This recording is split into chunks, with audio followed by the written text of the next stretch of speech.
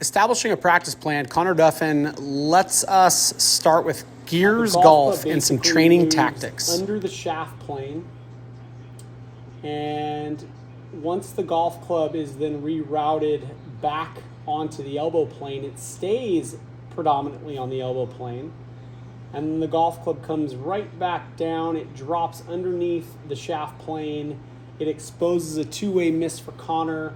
So if we go back to the very beginning of all of this, the first thing that we'll notice with Connor is as the club swings into the takeaway, the pelvis sways a good 3.5 inches off the golf ball.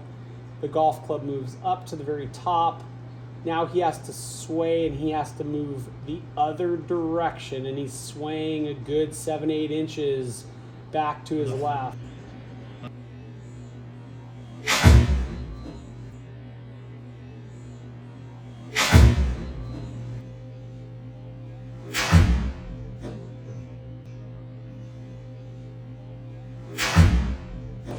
This is incorrect. A lot of times it's because of the grip. So the grip causes that, which causes this, right?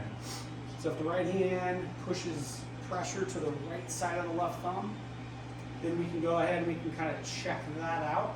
And then you can really kind of feel your right leg, it lengthens. And if it's lengthening, then I have a feeling the club's gonna go up, and you're going to bring the club down, and you're going to hit the golf ball ridiculously solid. And you're going to know where it's going to go. Yeah.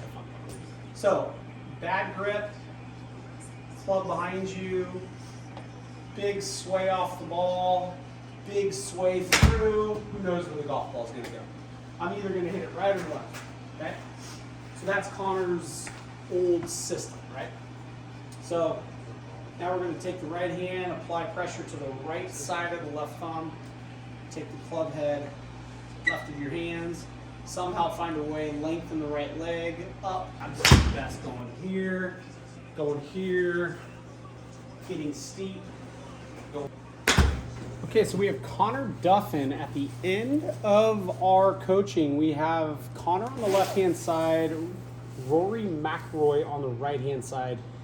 If we take both of these players to the mid-back portion of their golf swing, let's pay attention to where the club head is for both of these players relative to where their hands are.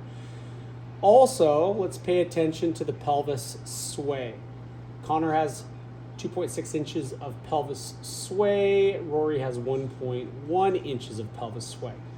Now let's go ahead and let's pay attention to the rest of this golf swing. We get to the top of the golf swing.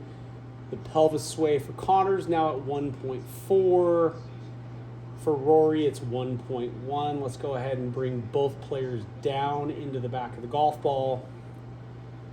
Now, we simply worked on one component of the actual golf swing. We worked on the ability for the hands to guide the club to an on-plane position, keeping the club on the elbow plane. And so if we go back to the visuals here, we're going to go back and we're going to go ahead and paint a line on the actual elbow plane. We are in a condition for Connor where we're paying attention to the club head. The club head has to be kept in front of him as the club swings into position. That allows the pelvis not to sway off the golf ball. And so now if we're looking at this condition here, the club head for Connor is in a much more controlled, much more stable position. As the golf club moves up, his body's able to move more dynamically. Thanks for following along, and hopefully this was educational and helps you with your understanding for how I help my players here at 18 Shots and with Sean Landy Golf. Have a wonderful day.